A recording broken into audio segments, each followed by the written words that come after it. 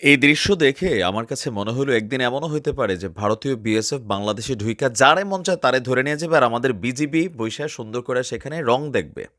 আর এই ঘটনাগুলো নিয়ে রাষ্ট্র ক্ষমতায় আওয়ামী লীগ থাকুক আর বিএনপি থাকুক হয়তো এমনটাই বলবে, বিচ্ছিন্ন ঘটনা, নিশ্চয়ই যারা এই ঘটনাগুলো ঘটিয়েছে তারা চোরা কারবারি। কিন্তু প্রশ্ন হচ্ছে, পৃথিবীর কোথাও কি এরকম ঘটনা ঘটে? মাঝে মাঝে ঘটে, কিন্তু ঘটলে রাষ্ট্রের পক্ষ থেকে শক্ত বার্তা দেওয়া হয়। বাংলাদেশের সীমানার ভেতরে ঢুকে প্রকাশ্যে বন্দুক নিয়ে দৌড়াইয়া আমাদের দুই রাখালকে গুলি ছোড়ার মানে ঘটনা ঘটিয়েছে বিএসএফ। সাহসের জায়গাটা দেখেন, ওইদিকে চীনের সাথে সীমান্তে কিন্তু প্রচুর কেলানি খায়। পাকিস্তানের সাথে তো ভাই ওইখানে যাওয়ার সাহসই করে না, আমাদের সাথে কেন করে? এটা আমাদের পলিটিক্যাল দুর্বলতা। দুই দেশের পক্ষ থেকে বারবার এই ধরনের বক্তব্য আসলেও কিন্তু এই ঘটনাগুলা আমরা যখন দেখি, আমরা জানাতে চাই যারা সরকারের উচ্চ পর্যায়ে আছেন, আপনারা কি দেখেন না? গরিব মানুষ পেটের দায়ে কেউ গরু চোরা কারবারি, কেউ চিনি চোরা কারবারি, এই দেশেও আছে ওই দেশেও আছে। তোরা দৌড়ানি দিয়ে সীমান্ত পর্যন্ত আনতে পারোস, কিন্তু আমাদের সীমান্তে ঢুইকা এই ঘটনা করার মতন সাহসেরা কোথায় পায়? রাষ্ট্রের পক্ষ থেকে সর্বোচ্চ প্রতিবাদ জানানো উচিত। পররাষ্ট্র মন্ত্রণালয় বলেন, ডিফেন্স মিনিস্ট্রি বলেন, সেনাবাহিনী বলেন, বিজিবি বলেন। আমার মনে হয় যে এই বিষয়টা দেখার পর আপনারা যদি নীরব থাকেন, তাহলে সেটা একটা স্বাধীন সার্বভৌম রাষ্ট্রের জন্য অপমানজনক। আমার কাছে এটা মনে হয়। ঘটনা হচ্ছে লালমনিরহাটের কালীগঞ্জ সীমান্ত দিয়ে বাংলাদেশের অভ্যন্তরে প্রবেশ করে দুই রাখালকে লক্ষ্য করে গুলি ছুড়েছে বিএসএফ। তবে এই ঘটনায় ভাগ্য ভালো, সেই দুই রাখালের কেউই আহত হয়নি। আর এই ঘটনার পর সীমান্তে চরম উত্তেজনা বিরাজ করছে। ঘটনা হচ্ছে মঙ্গলবার 9 এপ্রিল দুপুর 2টার দিকে কালীগঞ্জ উপজেলার চন্দ্রপুর খামারভাতি এলাকার 913 নম্বর মেইন পিলার সীমান্তে এই ঘটনা ঘটে।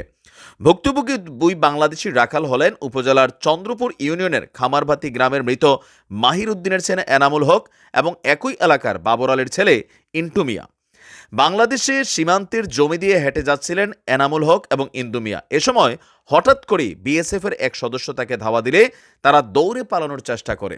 ওই বিএসএফ সদস্যরা বাংলাদেশের অভ্যন্তরে প্রবেশ করে তাদের লক্ষ্য করে গুলি ছোড়েন। দুই যুবক তাৎক্ষণিক সরে গেলে তাদের শরীরে কোনো গুলি লাগেনি। এই ঘটনার পর এলাকায় উত্তেজনা বিরাজ করছে। ভুক্তভোগীদের অভিযোগ, প্রতিনিয়তই বিএসএফ সদস্যরা বাংলাদেশি রাখালদের ধাওয়া করেন, এমনকি অনেক সময় আটক করেন, মারধরও করেন। চন্দ্রপুর ইউনিয়নের 7 নং ওয়ার্ডের ইউনিয়ন পরিষদ সদস্য আব্দুল হামিদ ঘটনার সত্যতা নিশ্চিত করে বলছেন, বাংলাদেশের অভ্যন্তরে ছাগলকে ঘাস খাওয়াতে গেলে বিএসএফ বাধা দেয়।